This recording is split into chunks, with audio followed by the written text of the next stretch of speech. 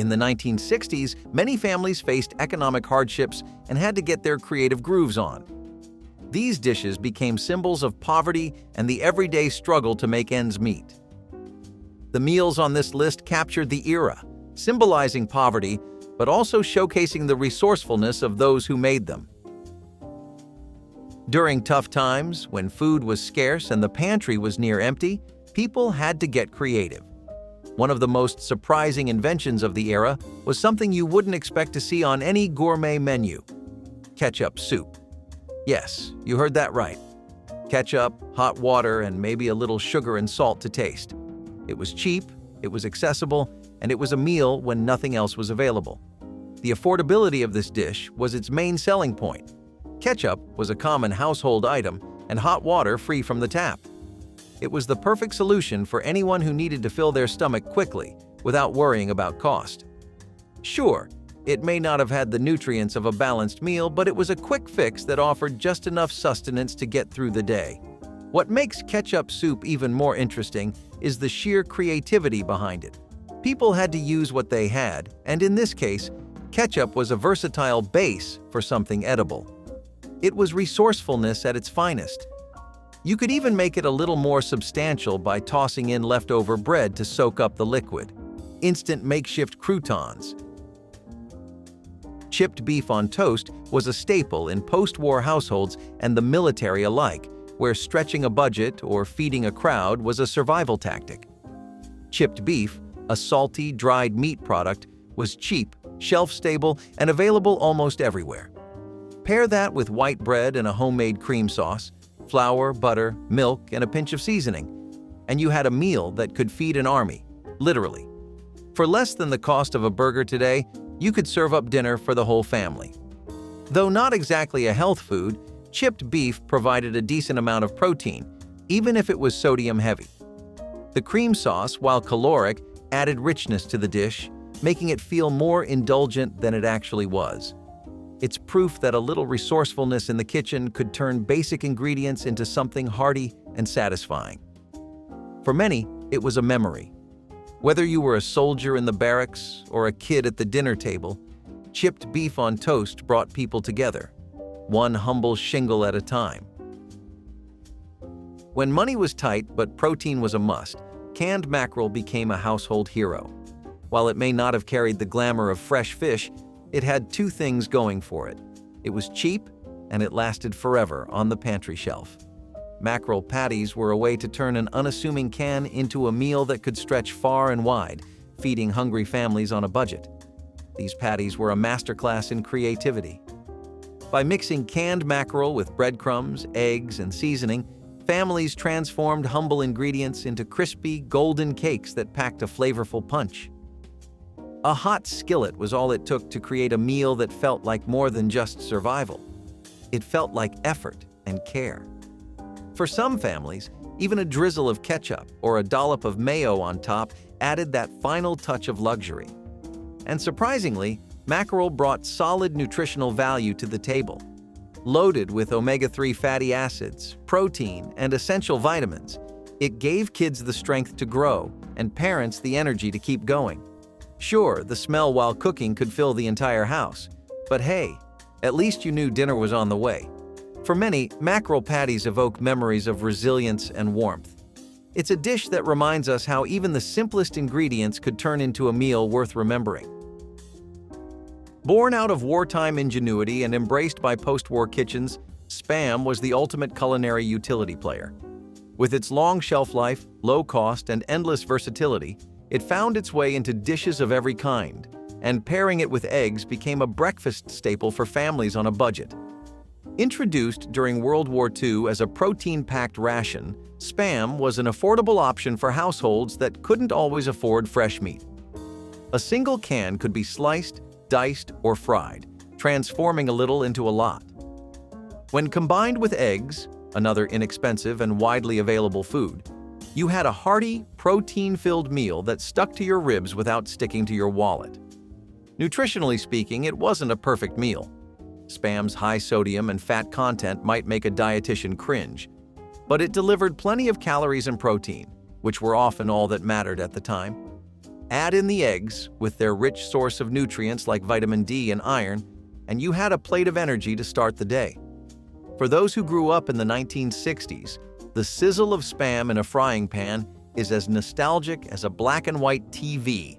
Love it or hate it, this combination holds a unique cultural significance. In times when budgets were tight and the pantry looked bare, creativity in the kitchen was essential if you wanted to survive. Enter Slumgullion, a dish with a name as quirky as its ingredients. This one-pot wonder was less of a recipe and more of a philosophy. Take whatever you have, throw it in a pot, and hope for the best.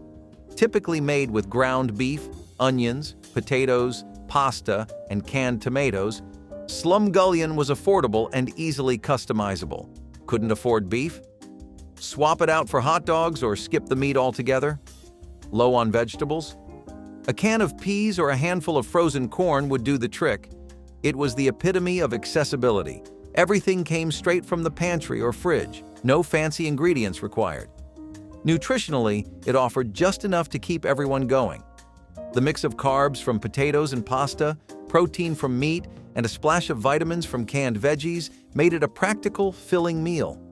Sure, it wasn't gourmet, but it filled plates, and that's what mattered. It's a dish that captures the spirit of resilience, turning scraps into sustenance and proving that even in hard times, mealtime could bring people together. Simple, humble, and undeniably resourceful. Stretching a dollar in the 1960s often meant creating illusions, and mock ham loaf was a culinary sleight of hand. Ham, or anything resembling it, wasn't something most struggling families could afford, but resourceful cooks found a way to mimic its flavor and appearance without breaking the bank. The secret was a mix of ground pork, ground beef, breadcrumbs, and a touch of brown sugar, all baked into a loaf that looked, and maybe even tasted, a bit like ham. For a dash of authenticity, a hint of clove or mustard might be added. It wasn't exactly Sunday dinner at Grandma's, but it fooled enough taste buds to pass as a treat.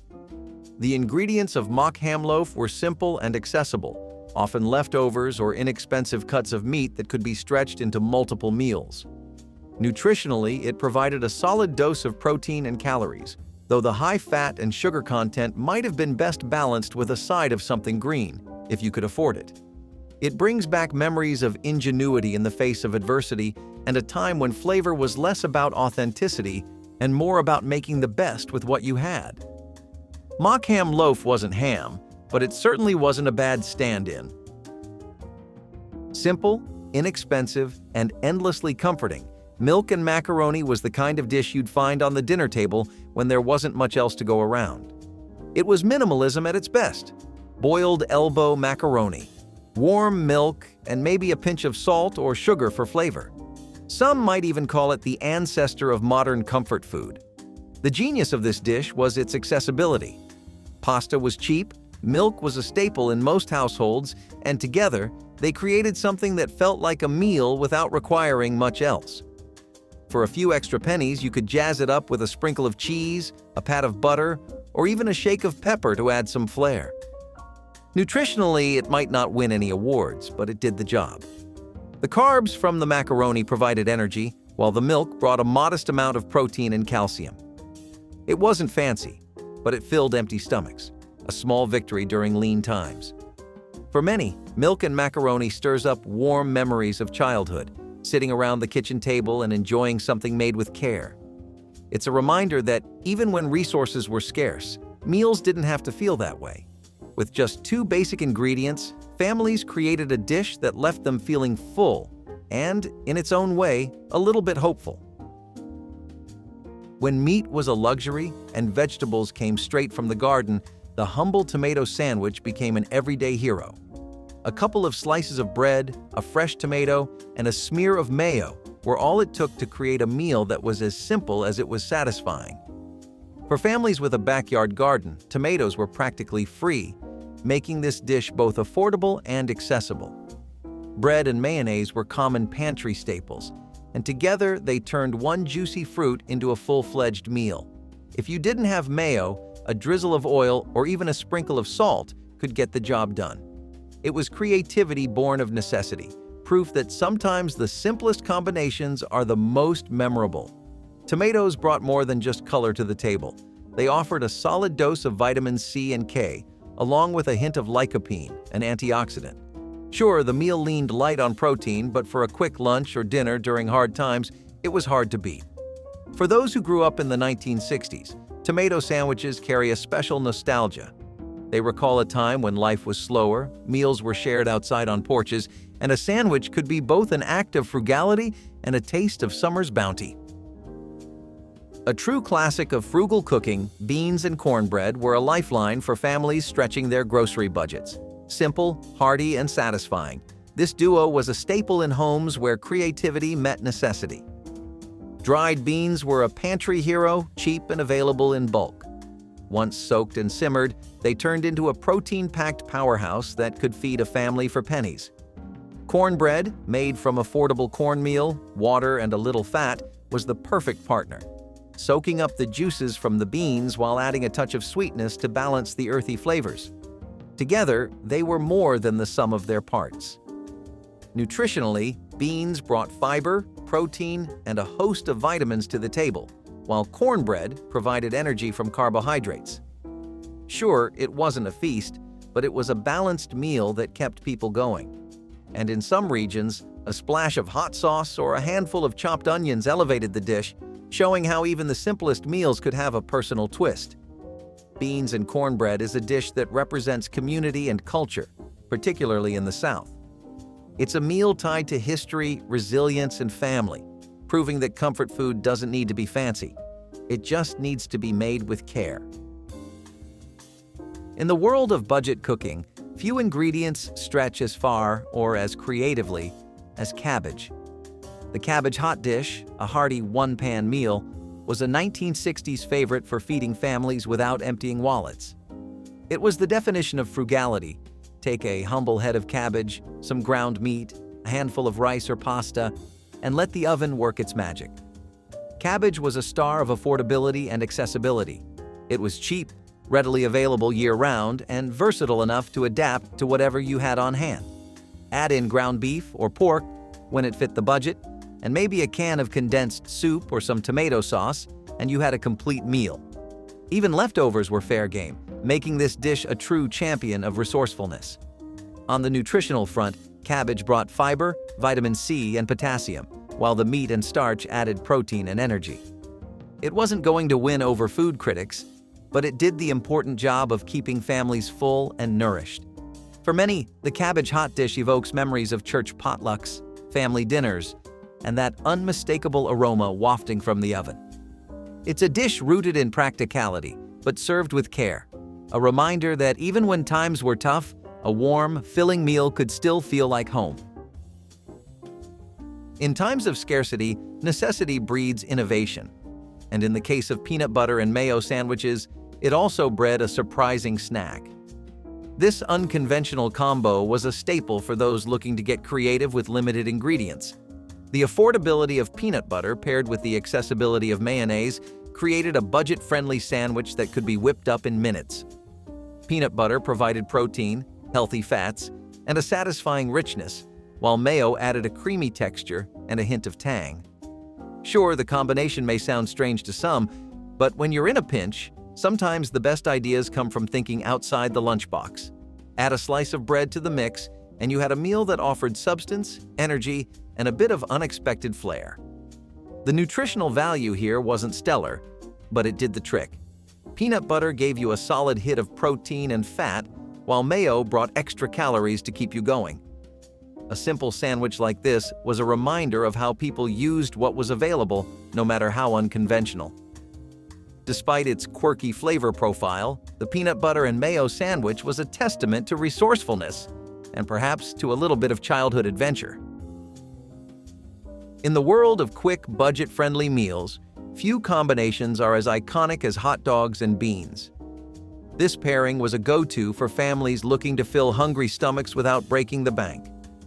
Hot dogs were cheap, accessible, and could be stretched into multiple meals, while canned beans were a pantry staple that required little more than a good heat-up. Together, they created a meal that was both filling and practical. Hot dogs may not have been the pinnacle of nutritional excellence, but they did offer a good dose of protein and calories to keep you going. Canned beans, while often high in sodium, provided fiber and a hint of vitamins. It wasn't exactly a superfood combination, but when you're trying to make the most of what you've got, it did the trick. This dish was often a weeknight go-to, perfect for busy families who needed something quick and affordable. Over the years, it became a cultural icon of frugality, eaten by kids after school, at picnics, or even at ball games.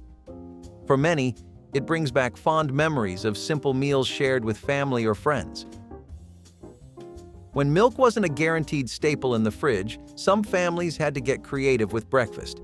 Enter cereal with water, one of the most humble and perhaps slightly puzzling meals of the 1960s. With milk prices rising or simply unavailable, water became the substitute of choice. At first glance, it might seem like a tough sell, crunchy cereal soaked in water instead of creamy milk. But in times of financial strain, it was an affordable and accessible solution. Cereal was already a go-to breakfast option, and water was free. For many families, this was the most practical way to get something filling into their kids without straining the budget. Nutritionally, water didn't add much, but the cereal still provided carbohydrates and, in some cases, vitamins and minerals. Sure, it wasn't a gourmet start to the day, but it did the job. For families juggling multiple mouths to feed, it was a way to stretch their resources further. For those who lived through it, cereal with water holds a certain nostalgic charm. It's a reminder of how creativity could make even the most basic ingredients into something functional. The dish might have lacked flair, but it spoke to the resilience of families who made do with what they had. In the world of affordable comfort food, few combinations have stood the test of time quite like pinto beans and rice. It was a meal that could be made in large batches, stretched over multiple days, and was accessible to almost anyone, especially in the 1960s. Pinto beans were cheap, easy to store, and packed with nutrients, while rice was a pantry staple that paired perfectly with beans, creating a filling meal. This dish was about stretching what you had and using creativity to turn simple ingredients into a hearty meal. Whether it was flavored with onions, garlic, or a dash of hot sauce, pinto beans and rice could take on many variations. Families often used whatever leftover meat they had on hand to add extra flavor. Nutritionally, beans were a powerhouse, rich in protein, fiber, and essential vitamins like folate and iron. Rice added energy through carbohydrates, making this dish a well-rounded meal that provided both sustenance and satisfaction. For many, pinto beans and rice are a cultural touchstone. It's found in households across the country, from southern kitchens to southwestern tables. This dish speaks to resilience, resourcefulness, and the ability to make something great from the simplest ingredients. When times were tight, few sandwiches were as practical as one made with liver spread. An affordable pantry item, liver spread was a go-to for stretching meals without breaking the bank. Whether served on white bread or a slice of toast, this humble spread turned into a meal that was quick to prepare and didn't require much else. Liver spread was packed with protein, iron, and vitamin A, nutrients that many families needed, especially when fresh meat wasn't always on the menu. While it wasn't the most glamorous option, it was certainly filling. Many families would slather it generously on bread, sometimes adding pickles or mustard for a burst of flavor. It wasn't haute cuisine, but it got the job done. This dish carried with it a sense of nostalgia for many who grew up in the 1960s. It was a meal shared in kitchens across the country, from urban apartments to rural homes, a testament to the creativity that came from making do with limited resources. It may not have been the most celebrated sandwich, but it was one that spoke to the resourcefulness and resilience of families just trying to get by. When times called for a creative approach to meals, stuffed cucumber boats emerged as an inventive, budget-friendly option. Cucumbers, abundant and inexpensive, served as a perfect vessel for whatever was available in the pantry. A quick, easy-to-assemble dish, these cucumber boats could be filled with a variety of ingredients like tuna, egg salad, or even leftover meat. The beauty of this dish lay in its versatility. On the nutritional front, cucumbers provided hydration and vitamins, while the fillings offered protein, healthy fats, and a mix of other essential nutrients. It was light, refreshing, and functional dish, ideal for hot days when cooking felt like more effort than it was worth. For many who grew up in the 1960s, stuffed cucumber boats bring back memories of inventive meals, especially in households with gardens where cucumbers were plentiful. It was a frugal yet satisfying solution when you wanted something fresh, but didn't have the luxury of expensive ingredients. Cultural significance was hidden in the simplicity of the meal. In many ways, these cucumber boats symbolize the resourcefulness of everyday families who turned the ordinary into something surprisingly enjoyable. When families needed to stretch their food budget, eggplant croquettes were a clever solution that turned humble ingredients into a satisfying meal. Eggplant, often found in gardens or available cheaply at the local market, was versatile enough to stand in for meat in many recipes. Combined with breadcrumbs, eggs, and seasoning, it could be formed into croquettes that provided both flavor and texture, especially when meat was hard to come by. The nutritional benefits of eggplants may have gone under the radar, but these vegetables were a source of fiber, antioxidants, and essential vitamins like vitamin C. Paired with the other ingredients, eggplant croquettes were a balanced dish offering protein from eggs and breadcrumbs, plus the added benefit of vegetables. For those who lived through the 1960s, eggplant croquettes evoke memories of resourceful cooking. It was a time when families had to make the most of what they had, and eggplants, often in abundance during the summer months, became an unexpected hero. When meat was a luxury, eggplant offered a hearty substitute that didn't sacrifice taste. When money was tight and creativity in the kitchen became essential, powdered milk soup was a surprisingly common choice. Powdered milk, affordable and long-lasting, had a way of stretching not just the grocery bill, but also the ability to create something filling. Mixed with water, it could serve as a base for soup or a sauce, offering a creamy consistency without the cost of fresh milk or cream. While it wasn't the most glamorous dish, powdered milk soup was a practical solution, providing a nutritious boost with the right additions. Powdered milk itself contains calcium, protein, and vitamin D, making it a valuable ingredient in a time when fresh dairy might have been out of reach. It was a meal that could be jazzed up with canned vegetables, spices, or even bits of leftover meat, turning a simple powder into a comforting, if humble, meal. The cultural significance of this dish lies in the resilience and ingenuity it required, transforming a basic, often overlooked ingredient into a key player in family kitchens. For many, powdered milk soup brings back memories of those leaner years when parents had to get inventive with what was available. It wasn't about flavoring sophistication, but about making sure everyone got a warm, filling bowl. When meat was scarce and frugality was the name of the game, inventive cooks turned to the most unlikely substitute for hot dogs: carrots. A perfect example of resourcefulness, carrot dogs were created by marinating and grilling carrots to mimic the texture and taste of the popular sausage. Not only did they cost a fraction of the price of real meat, but they also utilized the abundant produce from local markets or home gardens. Carrots, naturally packed with vitamins like A, C, and potassium, brought a nutritional punch to this creative dish. Marinating them in spices like paprika, garlic, and mustard gave them a savory flavor that fooled the senses, making it a surprisingly satisfying meal. And when money was tight, meals like this one were essential to feeding the family without resorting to pricey ingredients. Carrot dogs also serve as a nostalgic reminder of simpler times when families relied on their own creativity to make meals that were both affordable and fulfilling. Culturally, carrot dogs spoke to the era's ingenuity, where cooking was about making do with what you had. Though it may seem unusual today, back then, carrot dogs were a reminder of what could be achieved with a little imagination and a lot of resourcefulness. Before ramen noodles became the trendy late-night snack or the go-to for budget-conscious college students, they were simply a cheap and easy meal solution for families struggling to stretch a dollar.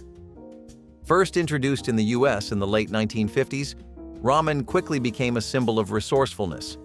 A pack of noodles could be bought for mere cents, making it one of the most affordable meal options on the market.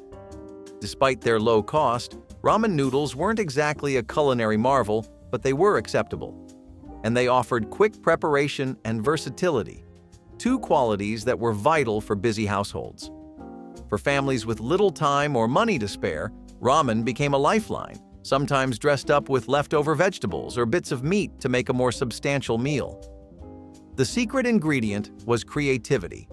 When money was tight, ramen was a blank canvas for experimentation.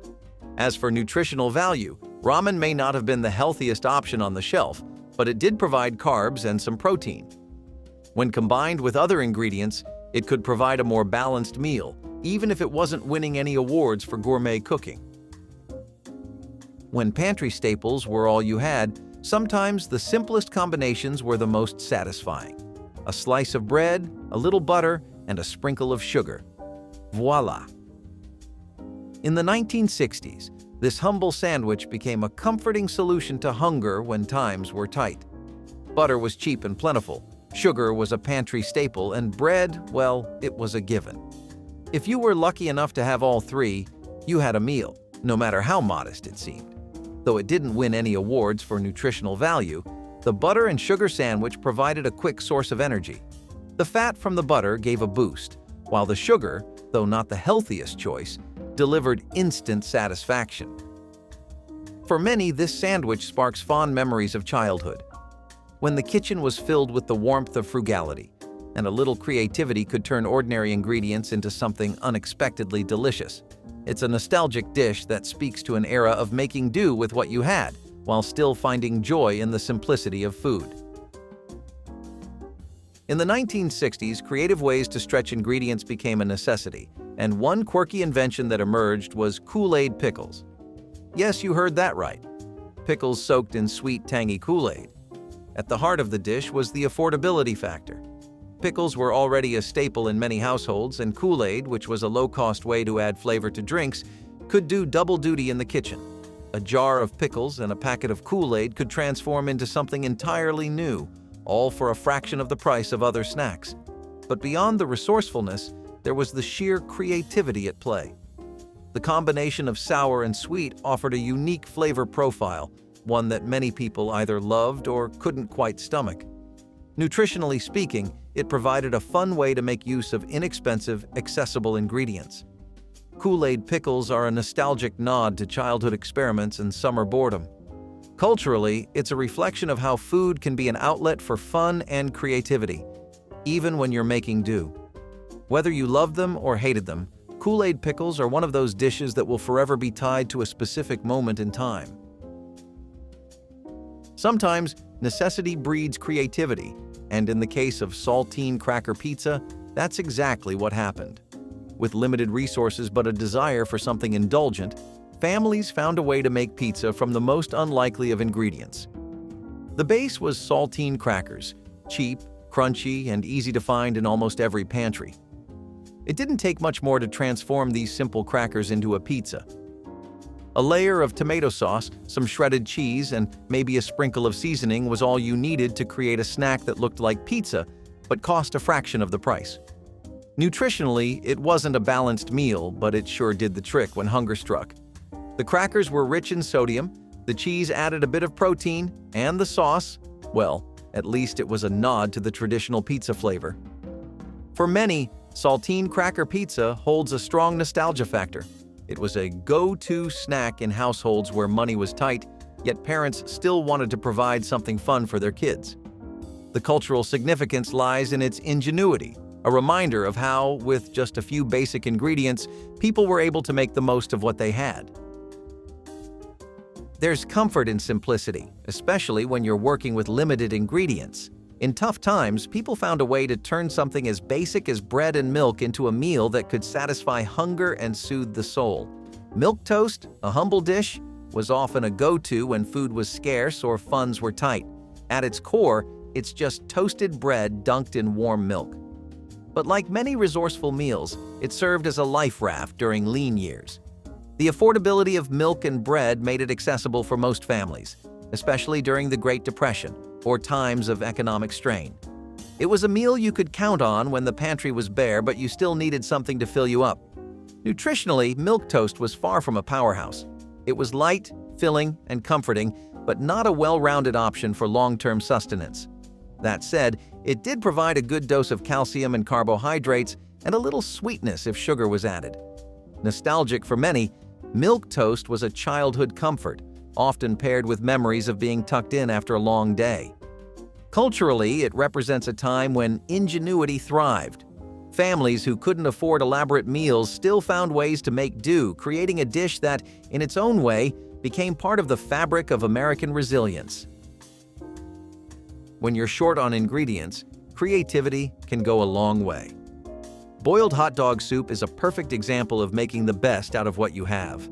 Hot dogs, often an inexpensive protein option, were boiled in water along with whatever vegetables or seasonings could be scrounged up. Affordability was a key factor in the popularity of this dish. Hot dogs were cheap, and adding some basic vegetables or pasta stretched the meal even further. It was accessible to families living paycheck to paycheck, especially during lean years when every dollar counted.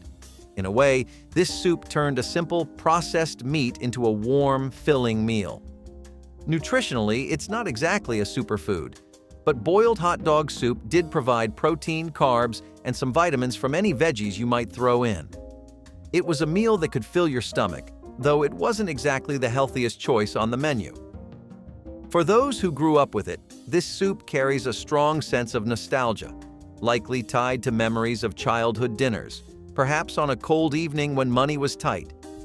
Culturally, it reflects the resilience of American families who learned to make do with what was available, turning modest ingredients into something comforting.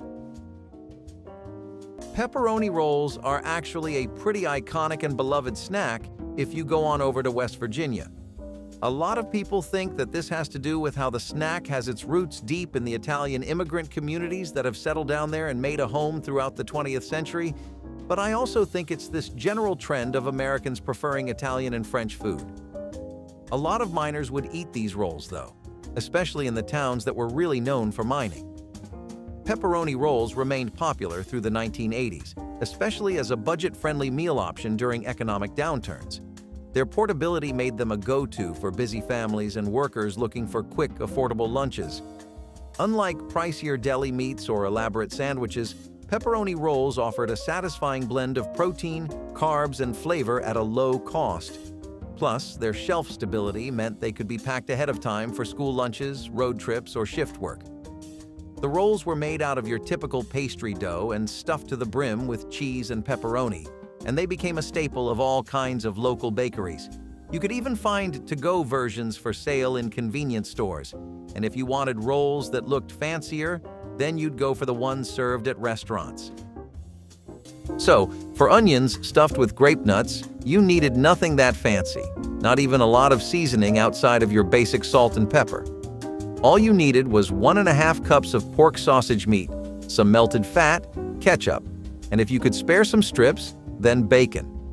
Of course, the key player, Grape-Nuts, would come later when the onions would be chopped and diced mixed with the sausage and the other ingredients. This was then baked for around 40 minutes, and the outcome was a resounding yes from everyone at the dinner table. Dishes that were simple but incredibly effective at filling everyone and leaving them with a happy smile were the holy grail of the 40s and 50s. Hardtack, also known as ship's biscuit, is a simple, hard biscuit made from flour and water. It was a staple for sailors, soldiers, and pioneers because it had a long shelf life and was easy to transport. The downside? It was so hard that it could break your teeth if you weren't careful. Hardtack was often soaked in water or soup to soften it up before eating. It wasn't exactly tasty, but it provided the necessary calories to survive long journeys or tough times. Today, hardtack is more of a historical curiosity than a pantry staple. It's the kind of thing you might try once for the experience, but it's not something you'd want to eat regularly. It's a relic of a time when food was more about survival than enjoyment. Ever heard of eating pancakes with seafood? Well, Blini with canned fish made it possible back in the 1960s. You know how you eat waffles and chicken? This was a simpler and Cold War-era version of the fan favorite. Blini were thin, delicate pancakes that have been a staple in Russian cuisine for centuries. During the Cold War, these little guys took on a new twist when paired with canned fish. Why? because canned fish was readily available and had a long shelf life, perfect for times when fresh ingredients were hard to come by. The pancakes themselves are made from a simple batter of flour, eggs, milk, and a touch of salt. This dish originated in coastal areas of Russia, but made its way around the globe as canned fish wasn't difficult to transport. So, the best part about going to South Carolina is easily the Frogmore stew that you can find in the low-country parts of the state. Despite what the name implies, rest assured, there aren't any toads or frogs that will jump out from your bowl of stew. It's just a small little reference to Frogmore. This is a community that you can find in St. Helena Island, located in South Carolina. It's said that this is where the dish first came from, and it's a one-pot boil that's become pretty closely associated with Carolina cuisine. This seafood boil pretty much is made of all the basic ingredients you would imagine modern boils to use. You have your mashed potatoes, corn on the cob, shrimp, vegetables, and spices, and it really is one of those crowd-pleasing dishes I talked about earlier. It's nearly impossible to go wrong with this dish because it's got a lot of variety. If you're sitting with a group of people who aren't the biggest fans of shrimp, you can throw in some cod, some oysters, or crab. Whatever kind of seafood gets the current group going, it can work in Frogmore stew. Since this is entirely a boil, it's also pretty nutritious. This is part of why the dish got so popular, since people living on the Carolina coast would rely on one-pot boils like these, which made use of the catch of the day.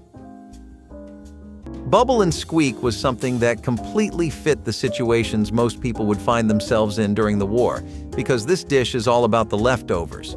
Usually, Sunday dinner's leftovers would be used in a bubble and squeak to make sure nothing went to waste. Plus, people would definitely take that sentiment to heart when it came to holiday dinners where there were enough things left to constitute at least 2 or 3 meals the next day. Usually, this dish is made with potatoes and cabbage and is fried, so it goes properly and amazingly with some potato flotties or other items on the list. Maybe you can take a note from people's books the next time you think you have nothing to eat, but plenty of things still left in the fridge. Potted Hough is a dish made from the meat of the shin of a cow or pig, cooked and pressed into a pot with its own jelly-like juices. It's similar to head cheese but focuses on a specific part of the animal. This dish was often seasoned and served cold, sliced up with bread or pickles. Back in the day, potted Hough was a way to make use of tougher cuts of meat that needed slow cooking to become tender.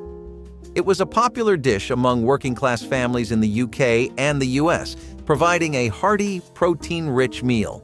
Nowadays, potted Hough has largely disappeared from the culinary scene, replaced by more refined meat products. It's a dish that hasn't stood the test of time, but it still offers a glimpse into the resourceful cooking of past generations. Of course, this list wouldn't be complete without pickled vegetables. I know what you're thinking. Aren't canned veggies with vinegar and picked vegetables pretty much the same thing? They are both methods of preserving the greens, but pickled veggies have way more flavor than old-fashioned vinegar and vegetables.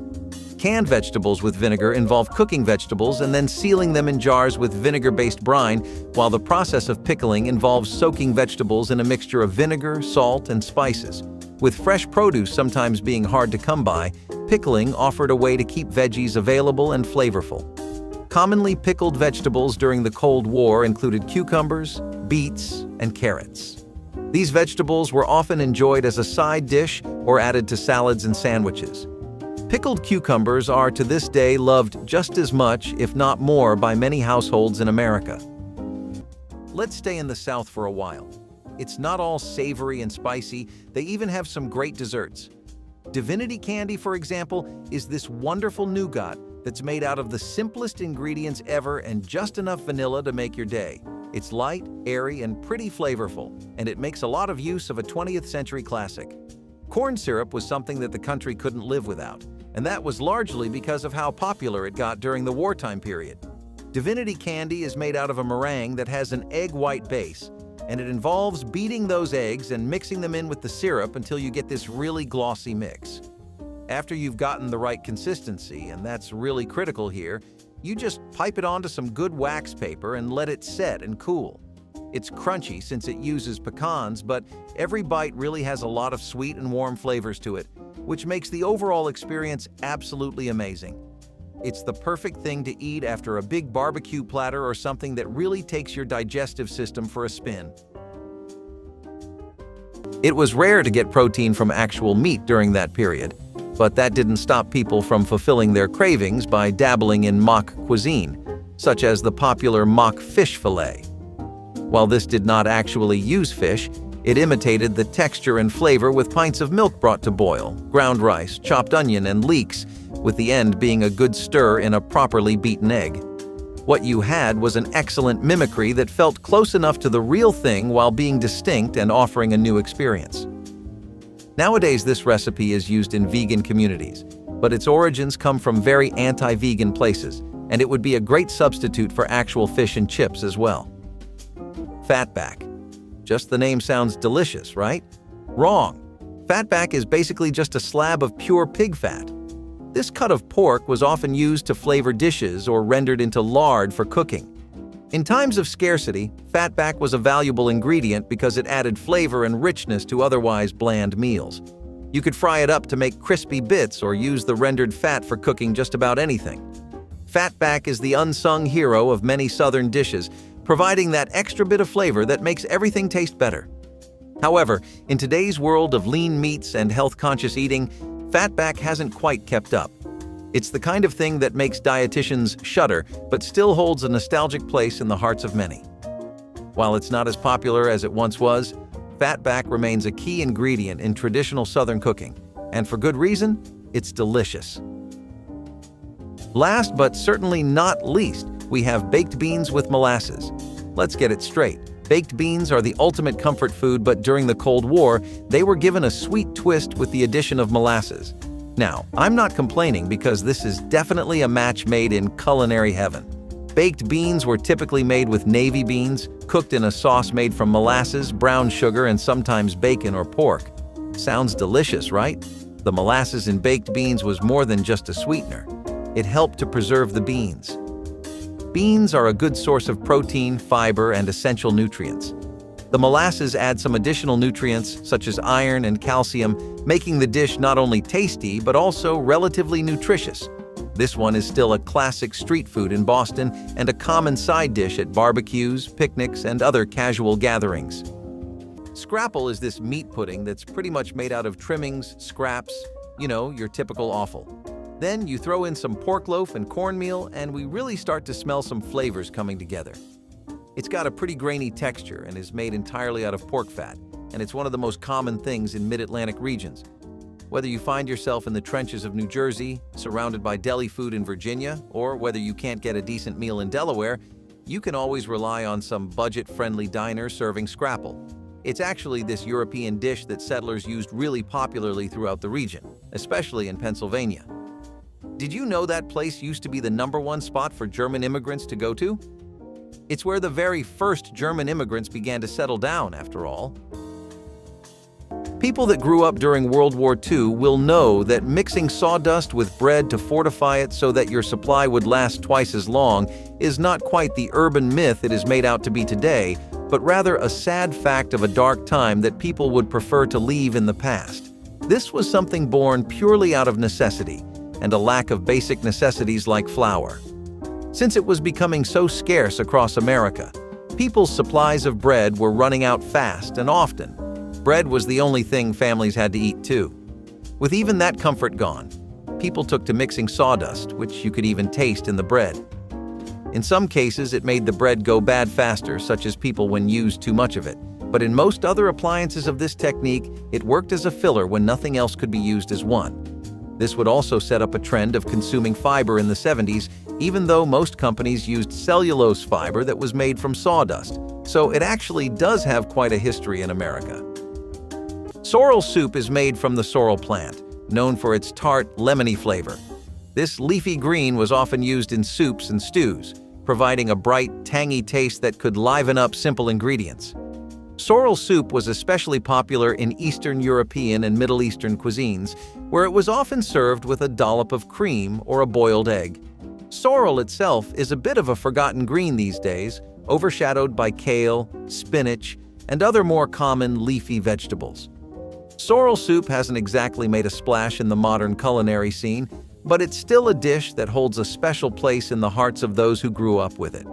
It's a refreshing, light soup that's perfect for a spring or summer meal, but it's not something you'll find on many restaurant menus today.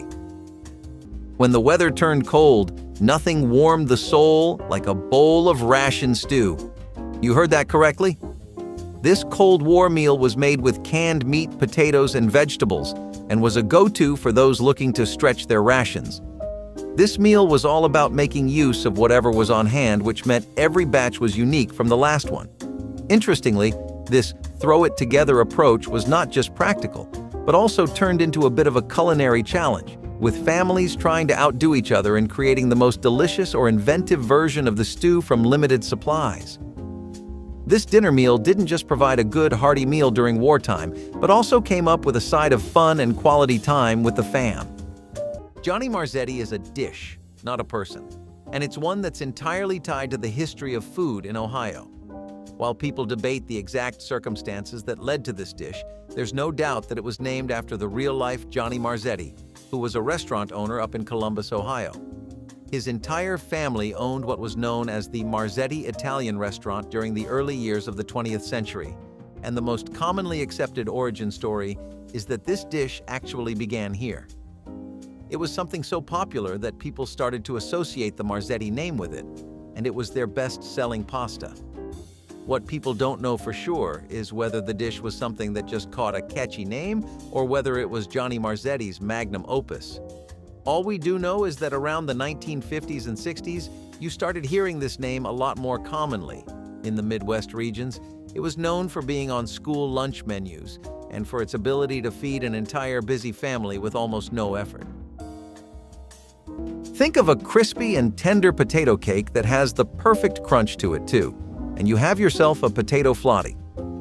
Potatoes were an ingredient that the horrendous war had not taken away from people, along with other basic necessities like wheat. So dishes involving potatoes saw a huge increase in popularity, and some rather forgotten ones like potato flotties got a whole new chance at life. Originally, it is popularly believed that canal workers came up with this oldie but goldie dish when they would cook grated potatoes over fires until they were golden brown. Whether they did invent the dish or not, it definitely was a comfort food for masses everywhere, and we can easily see why too. Considered classic 40s junk food, we would love to try a good authentic potato flotty today. Pickled pig's feet are exactly what they sound like. Pig feet that have been pickled in a vinegar solution with spices. This dish was popular in the South and among certain ethnic groups, offering a tangy, chewy treat that was often eaten as a snack or side dish. The process of pickling preserved the pig's feet, making them a practical choice in times before refrigeration. The vinegar and spices added a punch of flavor that helped mask the natural taste of the feet. Today, pickled pig's feet are more of a novelty than a common food item. They might still be found in some specialty stores, but they're far from a mainstream snack. It's a dish that has mostly fallen out of favor, but for those who enjoy it, it's a taste of nostalgia. So, borscht in a jar was an Eastern European delicacy that became very popular during the post-World War II era. As the name suggests, this soup was served in a jar and was made up of beets, cabbage, and sometimes meat. Canned Spam was one of the most common meats used for this soup. In the Soviet Union and Eastern Bloc countries, where borscht was a traditional dish, this jar of warmth became essential for maintaining food security throughout harsh winters and periods of scarcity. Borscht in a jar allowed households to enjoy this beloved soup all year long, even when fresh ingredients were not readily available. This meal started a trend of families sealing jars of all kinds of different stews, soups, and gravies. Back to the Appalachian region, and this time the Piedmont region as well, a sonker is one of the highlights of Northern Carolina cuisine. It's often served warm with like a generous scoop of ice cream, but it's actually a fruit dessert. These are really popular up in the South, you know? They get very serious about their fruit desserts. It's hard to find out where the dish first originated from, but lots of people believe that farming families that were trying to make the best out of their fruits are the first ones who found it. Actually, a lot of people seem to unanimously agree that it first popped up in Surry County. This is also where it's most well known, so maybe this one has a bit of truth to it. The city of Mount Airy in Surrey County is also known for its massive use of sonkers and how it really doesn't ever let up on them. People there make these throughout the year, around the clock, and it's a point of competition for local bakeries too. Surrey County even has Sonker Day, which is an annual event that celebrates the dessert. It's this community thing in Pilot Mountain, and people from around the place come and make their best version of a sonker, along with lots of other regional foods that have tons of history. The sonker contest is one of the best things to check out in the area, so if you're ever around, give it a visit. If people can make an entire fake fish fillet and still be pretty satisfied with it, then other meaty wonders like liver definitely are not too far off the horizon, and chopped liver substitute would eventually prove that right. Something that became incredibly popular in the war-torn landscape of America because all it took was some onions, green lentils, walnuts, and salt and pepper. You had to make a paste out of it to get the texture of chopped liver down, and in terms of taste, this was a completely new experience, yet a significantly cheaper and easier one. It was much easier to get ingredients like these than good quality liver back then, and a lot of citizens stuck with this recipe even after the dust settled because they liked how healthy of an alternative it was. Next up, we have cicadas. Yes, you heard that right. Cicadas.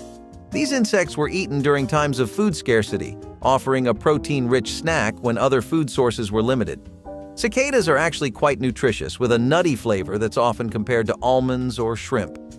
Eating insects might sound strange to some, but it's a common practice in many cultures around the world.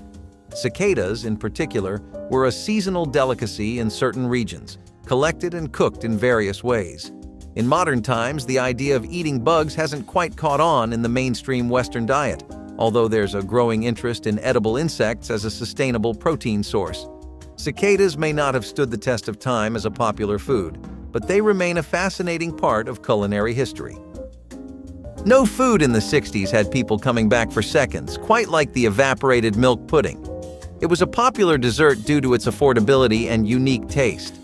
The Cold War era was all about using science to make the most out of the most basic food items. Evaporated milk was basically a canned dairy product with about 60% of its water removed. This gave it a longer shelf life than that of regular milk. This dessert was popular in the United States and other Western countries as a practical solution to wartime rationing and post-war food shortages. This one was whipped up by mixing evaporated milk with sugar, cornstarch, and flavorings such as vanilla or cocoa powder. The mixture was then cooked until it thickened into a creamy, custard-like consistency. Now, since grandmas were the ones who made this, it also became known as Meemaw's milk pudding. For a dessert made without relying on fresh milk, this one was a real winner. Minnesota's always a place you associate with big families that like to hold even bigger feasts. Naturally, in such a place, dishes that have a lot of crowd-pleasing abilities take first place. Hot dishes, which are a type of casserole, fit that bill perfectly. For the longest time, hot dishes have been a massive part of the comfort food traditions of America. But that couldn't be truer than it is for Minnesota. Ground beef, pasta, peas, green beans, and corn, and the creamiest and cheesiest sauce you know are the tricks to making a good hot dish. And it's something that Minnesotans just can't seem to replace. A lot of people actually seem to think that this love of a hot dish comes from the struggles Minnesota suffered throughout the post-World War II and Great Depression periods. Back then, it was extremely vital that people prepare dishes that could feed entire families with minimal ingredients. As the name implies, it's also pretty hot, which makes it perfect for the winters and for reheating it. Potlucks and casseroles were always something that was really popular in America, especially in Minnesota, and this casserole is textbook proof of that never-ending trend. Cottage cheese being used as a substitute for meat is another factor of cooking that you probably never thought was possible, but is actually well documented. Even the Department of Agriculture agrees that it is a pretty rocking substitute for meat as it contains a lot of protein. And when you need to get your macros in on a budget, you cannot be complaining about the source. Sure, everyone would love to fulfill their battle-action protagonist fantasies of chowing down trays and trays of meat, but we only need so many grams of protein in a day to make a bulk. Dry curd cottage cheese especially contains more protein per pound than beef or lamb, and only chicken and veal beat it at that game. It seems there is a lot of cooking know-how that can be picked up from Americans living in those times. Clabber is soured milk that was often used in baking or eaten as a spread with sugar or fruit. Before the days of refrigeration, clabber was a common way to use up milk that had started to sour. The natural bacteria in the milk would ferment it, creating a thick, yogurt-like consistency. Clabber might sound a bit strange to modern ears, but it was a staple in many households. It's similar to yogurt or buttermilk, both of which are still popular today. However, clabber itself has fallen out of favor, likely due to its strong, tangy flavor and the modern preference for fresher dairy products. It's a reminder of a time when people made use of every bit of food they had. Sterlet soup is another Russian delicacy that made the Cold War days 100 times tastier. Sterlet is a type of sturgeon, and its meat was known for its unique texture and flavor. Ever wondered what the world's most powerful leaders got to eat when they went for dinner at the Kremlin in the 60s and 70s? If you guessed sterlet soup, you're correct. This soup is typically a clear broth-based soup featuring chunks of sterlet fish along with vegetables such as onions, carrots, and potatoes. Now, this wasn't your average fish soup. It took all the time and effort one could give, which made it a luxury during times when convenience was prioritized. Barbecue spaghetti is a Memphis, Tennessee classic, and it takes the best of both worlds. You have barbecue, which is something that Memphis swore long ago that it couldn't live without, and you have spaghetti. Memphis-style barbecue works extremely well with spaghetti because it has a big focus on the smoky and tangy side of things. This barbecue uses a sauce that's made out of marinara and a tomato-based barbecue sauce too, which is a big part of what gives it that smoky flavor. Then, you have your pulled pork and chicken, along with some classics like bell peppers and garlic, which give the dish its finishing touches as far as flavor is concerned. Despite its status as a regional classic, this is really just a new dish that only recently made its name in the Memphis food scene. It wasn't always there, but what was a big and ancient part of Memphis tradition is barbecuing. You could just consider this another successful experiment in that long-lasting tradition.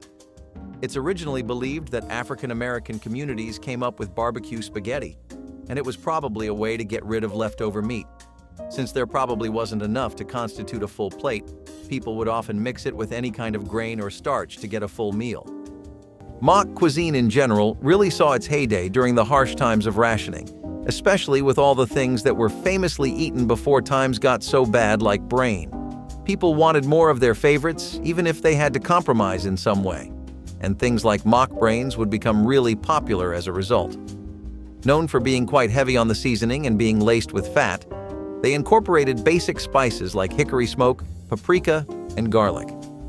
People would typically have it with a tomato sauce if they could spare the ingredients, and it definitely scratched that itch that lots of US meat lovers were having around the nation. Potted meat is a canned meat product that was a staple in many households during tough times. Made from a mix of meats, including beef and pork, it's ground into a paste and seasoned. It's often used as a spread on crackers or bread, making it a quick and easy snack or meal component. Potted meat has a long shelf life, which makes it perfect for stocking pantries during uncertain times. It's not exactly gourmet fare, but it got the job done. However, in today's era of fresh whole foods, potted meat has fallen out of favor. It's the kind of thing you might find in a survival kit or on a camping trip, but not something you'd serve at a dinner party. Still, for those who grew up with it, potted meat holds a special place in the pantry of memories. So far, we've talked about canned soups and soups in jars, so it's only fair we have a full circle moment with dehydrated soup mixes. These mixes took up much less space than canned soup for the quantity you can get, which made it a real star during the Cold War. Plus, the cost per serving was less than canned soup, and all you needed to do was add water to prepare it. Dehydrated soup mixes typically came in packets or cans and included a variety of flavors such as chicken noodles, vegetables, and beef stew. The process of dehydration involved removing moisture from the soup ingredients, allowing them to be stored for extended periods without refrigeration. These soups were a lifesaver for busy families or anyone looking for a quick meal. Chow-chow is a pretty decent little dip in the southern side of America. Appalachian regions really just can't get enough of the stuff, and they definitely never fell out of the habit of pairing it up with most of their dishes. You could call it a pickled relish, but it's really just this dip made out of a cocktail of different greens and spices. You got your peppers, mustard seeds, cinnamon, and cloves, as well as cabbage, green tomatoes, and onions. It's actually a lot sweeter than you would originally think too, and really crunchy. People would chop the vegetables as finely as they could and mix them with vinegar, sugar, and spices to make this really vibrant brine, which stood out among other flavors at the time during the 20th century. The vegetables were also blanched and then placed in jars. The brine was then poured over them, and this would be sealed in jars so that it could marinate. It sounds simple enough, but it's a bit tricky, and even taking a bit of time away or leaving it in there for just a tad bit too long can mess with the flavors here. If you enjoyed this video, make sure to leave a comment down below and tell us if you ever had a chance to try any of the meals from this list. Also, don't forget to like and subscribe to our channel.